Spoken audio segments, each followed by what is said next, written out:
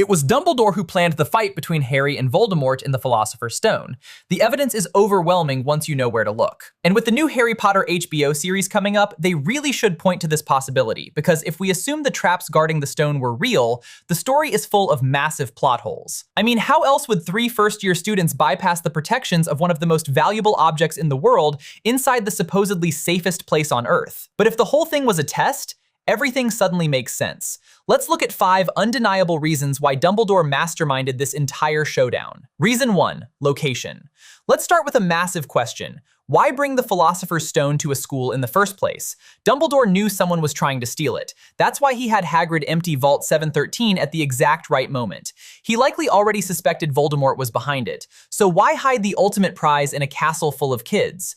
Why put all those students in danger? Unless it was a necessary step in preparing Harry. And preparing Harry was absolutely essential to defeating Voldemort, who would become a deadly threat to everyone if he ever returned to power. Keeping the stone safe wasn't Dumbledore's only goal. He used the stone as bait. He orchestrated this first encounter between Harry and Voldemort in his own backyard, a place where he made the rules, built the defenses, and could keep a very close eye on everyone. Reason 2, preparations.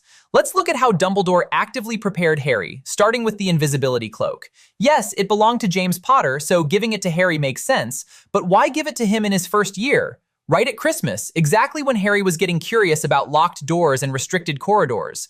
Dumbledore could have easily saved it until Harry was older. Instead, he hands an 11-year-old the perfect tool for breaking the rules. The note didn't even say, "Be careful," it just said, "Use it well." And Harry did. He used it to search the restricted section, find out about Nicholas Flamel, and sneak around at night. That cloak made his entire investigation possible, until it led him straight to the Mirror of Erised. When Harry finds the mirror, Dumbledore steps out of the shadows. But he doesn't just explain how the magic works, he asks Harry what he sees in the glass. That winter chat wasn't just a friendly conversation, it was a dry run. Dumbledore was testing the waters, checking to make sure Harry wasn't greedy. He needed to verify that Harry was the exact right person to pass the final security check. During this exact same conversation, Dumbledore drops a massive hint.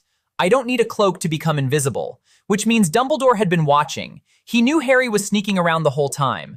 Add that to the end of the year, when Dumbledore casually admits he knew about the illegal dragon, the mountain troll, and their hunt for the stone. Are we really supposed to buy that 3 first years spent months investigating the most heavily guarded object in the country, and the greatest wizard alive just missed it? He didn't miss it, he let it happen. He was preparing Harry for exactly what was coming next. Reason 3, protections. Next, look at the obstacles guarding the stone. They were deadly, sure, but they weren't impossible. Actually, they fit perfectly with what Harry, Ron, and Hermione were naturally good at. Devil's Snare tested Hermione's plant knowledge. The flying keys tested Harry's skills on a broom.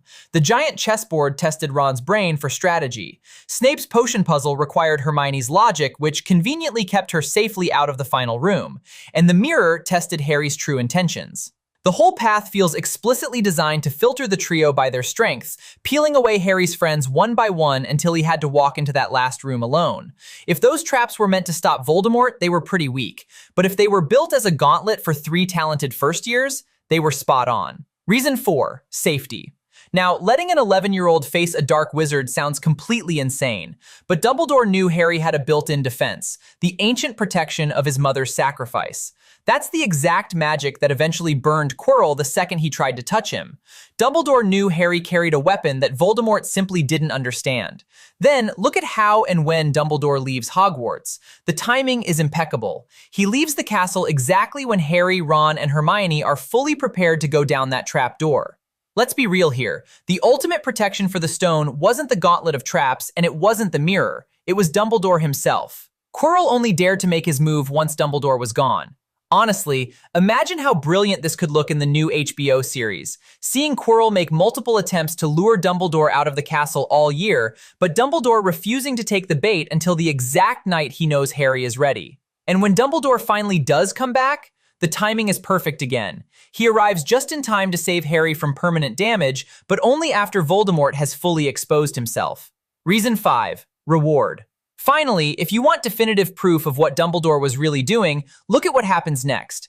Harry, Ron, and Hermione broke a dozen rules, sneaked into a deadly corridor, and fought a teacher. Normally, you get expelled for that. Instead, Dumbledore throws them a party.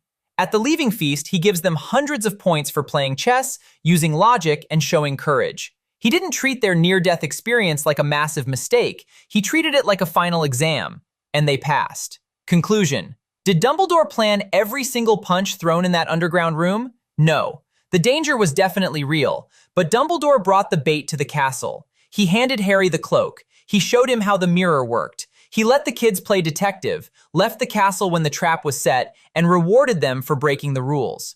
The stone was the bait, Quirrell was the target, Hogwarts was the trap, and Harry's first year wasn't just an adventure, it was Dumbledore's very first test for the boy who would eventually have to face Voldemort alone.